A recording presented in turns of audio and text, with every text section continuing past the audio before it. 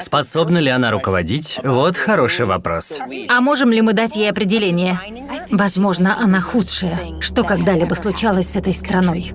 Твой план отбросит нас назад на целое поколение. Они полностью... Поддержит меня и мои убеждения. Какие же?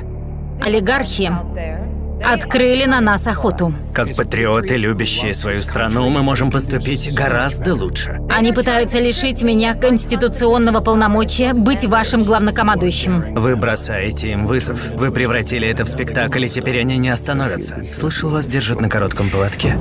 Нас с тобой связывают десятилетия. Мы заслужили право разойтись. Ты сам сказал, она виновна не меньше него, а я думаю, может, даже больше. Нет больше тени, в которой ты можешь спрятаться. Ты знаешь, я переспала с ним однажды. С твоим мужем.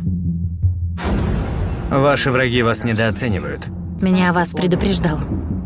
Мной больше не будут командовать ни ты, ни любой другой мужчина. Никогда. Угадай, каких людей я больше не потерплю. Какая бы кара ни постигла, она будет совершенно заслуженной. Насилие – забавная штука. Жертвы помнят не столько физическую боль, сколько эмоции, с ней связанные. Страх.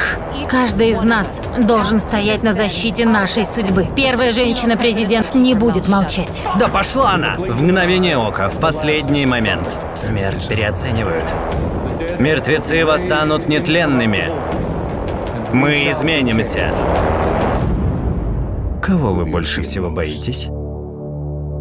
Ее. «Карточный домик», 6-й сезон. В Амедиатеке и на телеканале Амедиа Премиум.